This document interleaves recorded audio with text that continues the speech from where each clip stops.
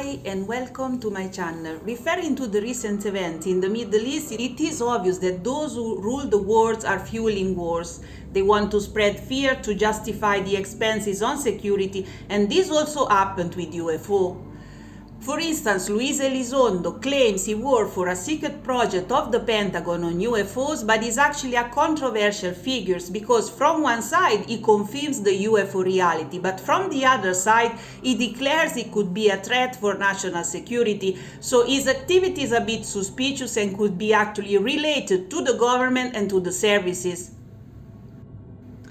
About the statements of Elizondo, Giorgio Bongiovanni, in a message of the 30th of August 2024, said, "We are not like you. Why do you think a higher civilization should invade you? Even if we were greedy for power, it would not be convenient to invade you because 70% of the earth is polluted, 60% of humanity is sick with every kind of virus, so you are polluted and polluting, and you have chosen as absolute value a piece of paper called money. But why keep talking about supernatural if according to the Dicastery for the Doctrine of Faith, those phenomena can no longer exist?" Marco Marsili, in his new book Vatican and Supernatural, raises this fundamental question. In fact, in May 2024, the Vatican published new rules for evaluating supernatural phenomena. From now on, only the Dicastery for the Doctrine of Faith will decide whether a phenomenon is worthy of consideration. The opinion of the bishops, until now fundamental, no longer counts. And more absurd, with the new norm, the recognition of supernatural phenomenon is not even provided, which means that phenomenon like something like Fatima or Lourdes can no longer exist. And this pure madness comes from those who have founded an empire on supernatural. But what they will get out of it? They will just reduce their credibility to historical laws. The Church has intentionally banned reincarnation and karma as those concepts set you free. In fact, when you feel too emotionally overwhelmed by events, you have to remember you are in a Truman Show. Life is a comedy based on the laws of karma, so we should face life with detachment without being overwhelmed by emotions. At the same time, we have to do our best because from the way we play our role in this world depends our soul salvation. But actually it's not even true that we live only once. In Paul Epistle chapter 9 is said, "Just as people are destined to die once and after that to face judgment, so Christ."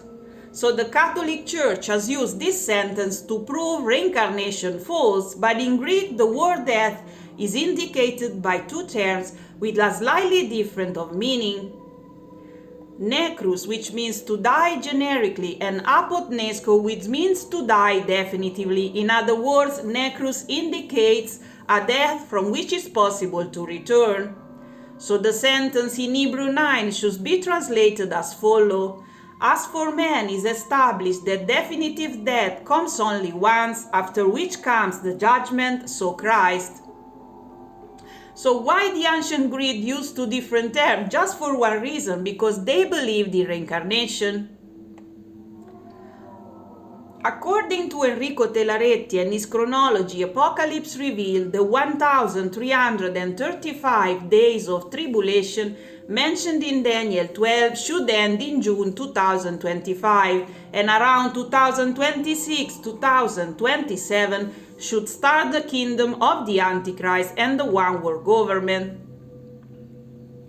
But how we will get to that stage? The elites will create an increasing climax of wars and tension, leading to a tactical nuclear war.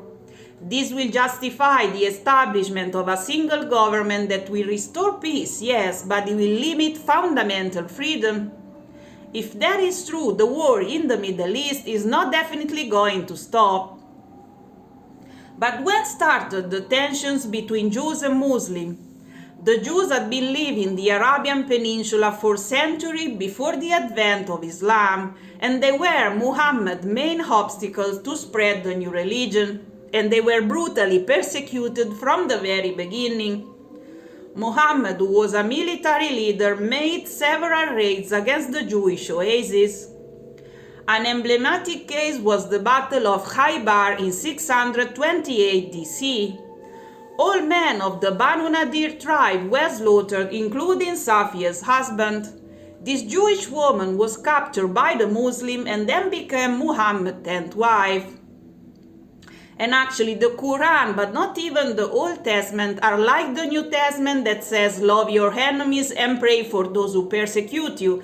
The message is different, and the civilization is also very different. But there is also a big geopolitical problem, because the state of Israel would have never existed without American support.